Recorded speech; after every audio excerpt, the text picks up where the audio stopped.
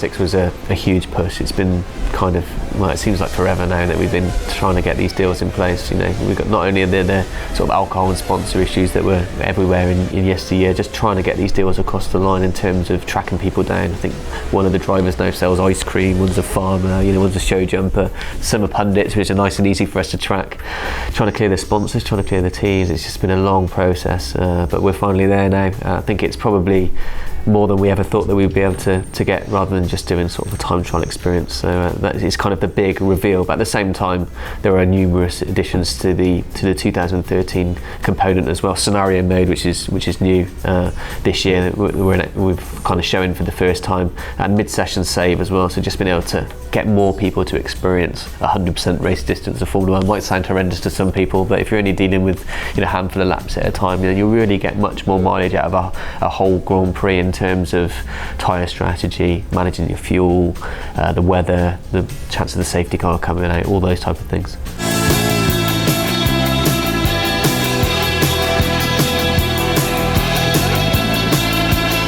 In terms for the handling guys, it's probably been fun, but also a lot of work, because the handling characteristics of a 1980 Williams versus you know, all the way up to a 1999 Ferrari, and then the 2013 cars. I mean, F1 changes massively year on year, so to be able to represent F1 over 20 years, and then the modern stuff as well, and then to still do all the nuances we've always done, where the modern cars have got different handling characteristics. So the Lotus, for example, is easier on its tyres, Mercedes is blisteringly quick but rubbish on its tyres. All those type of things that kind of hardcore fans will know and dial into. And I think purely from a gameplay point of view, you know, each car handles so differently that you'll want to race them all, and you know, you get to experience more bang for your buck this year.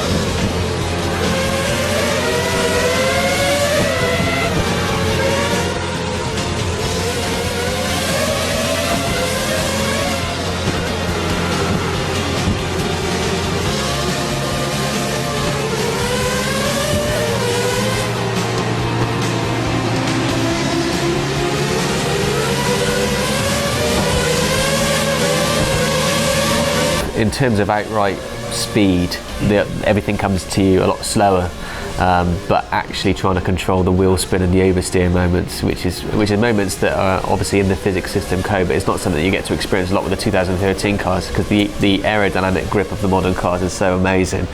But as soon as you plant your foot down in a 1988 Ferrari, just trying to keep it in a straight line is always a challenge. Everything's kind of had an overhaul. We've had an art director on this year's game.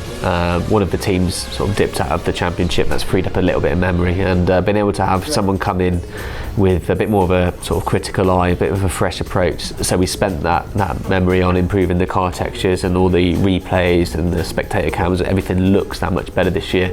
The UI presentation, that's been an area of focus. I mean, in terms of the main game modes, they're loosely the same as they were in 2012, with the exception of F1 Classics, which is new, and Scenarios replaces Champions Mode. Last year there were 7 challenges in Champions Mode. Now we've got 20 scenarios, charting from like your sort of first race as a rookie all the way through to challenging for a championship.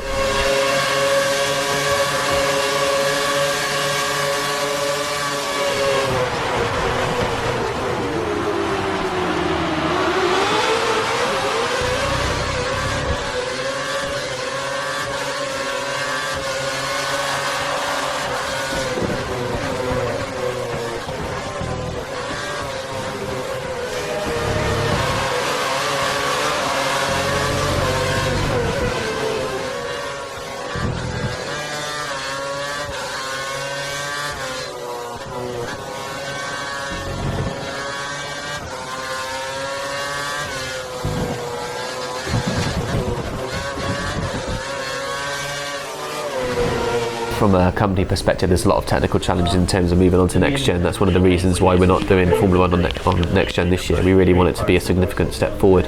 But I think having the art director come on board and kind of really rinse every last ounce of the console, we're really at that point now where we're running out of horsepower. So next gen's massively exciting for us. We're a little bit kind of still unsure on a few little technical aspects, and I think F1 as a sport next year as well, with the change to 1.6 turbos and like some new races coming in, it's a great chance to kind of reset the franchise and go again. But I think for us that means probably quite a big radical overhaul, not necessarily taking across almost any of the systems that we've got already and starting again.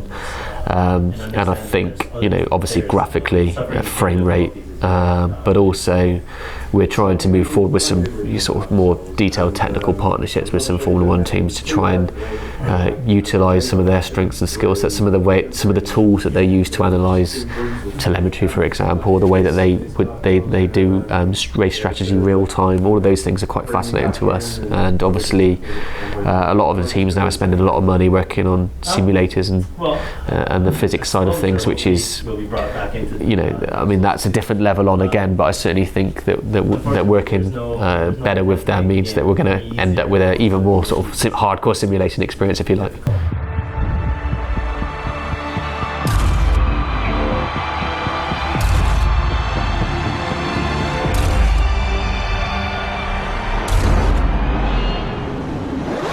PlayStation 3, Xbox 360 and PC are released on October the 4th.